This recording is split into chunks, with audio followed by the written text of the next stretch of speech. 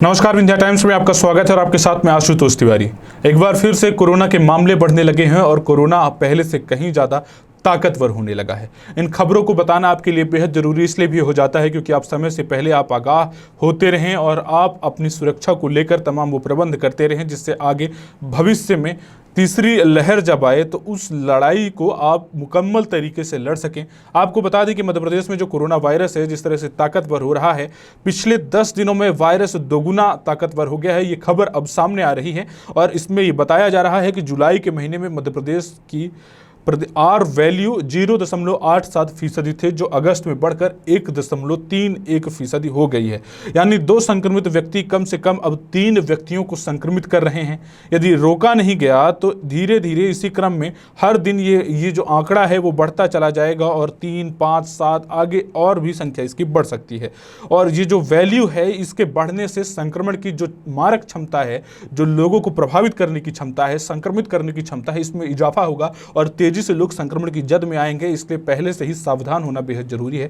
तमाम उन नियमों का पालन करना चाहिए जिससे अपने और अपने परिवार की सुरक्षा को सुनिश्चित किया जा सके। आगे भी अभी भी बहुत से ऐसे लोग हैं जो तेजी से बाहर से आ रहे हैं, उन लोगों से अभी भी सोशल डिस्टेंसिंग का ध्यान रखना होगा क्योंकि अचानक से देखा गया है कि जैसे ही कोरोना वायरस की दूसरी लहर पर काबू पा लिया गया, तमाम व्यवस्थाएं एक बार फिर से सामान्य हुई, उसके बाद से लोगों में लापरवाही का दौर जारी हो गया। और अभी भी आप आसानी से देख सकते हैं सड़कों में, बाजारों में कि आप आसानी से कई लोग ऐसे मिल जाएंगे जो बिना मास्क के आपको दिखाई देंगे।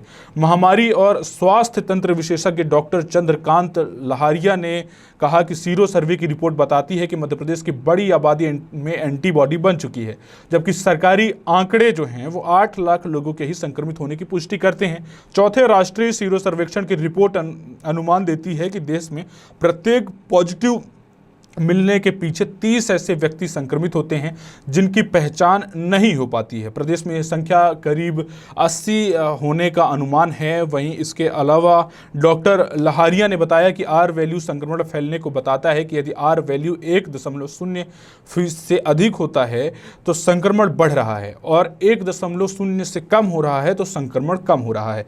तो ये जो स्थिति जो बन रही है वो अब संक्रमण बढ़ने की कगार पर बन रही है, ऐसे समझ सकते हैं। आर वैल्यू 1 है तो 100 व्यक्ति संक्रमित 100 संक्रमित व्यक्ति 100 स्वस्थ व्यक्तियों को संक्रमित कर देने का उसमें चांस बना रहता है। और यदि आर वैल्यू इससे ज़्यादा है तो एक व्यक्ति एक में से अधिक लोगों को संक्रमित कर सकता है। मतलब 100 व्यक्ति सिर्फ 100 व्यक्ति को संक्रमित नहीं करेगा, फिर 100 व्यक्ति 200 लोगों को संक्रमित करेगा या कि 150 लोगों को संक्रमित करेगा।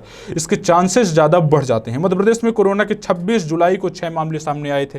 वहीं बाद में अचानक संक्रमण की रफ्तार बढ़ी और 27 से 7 अगस्त के नए मामले क्रमशः सामने आए, जिसमें 11, 18, 10, 22, 17, किसी दिन 18, किसी दिन 28, किसी दिन 11 मामले लगातार सामने आ रहे हैं।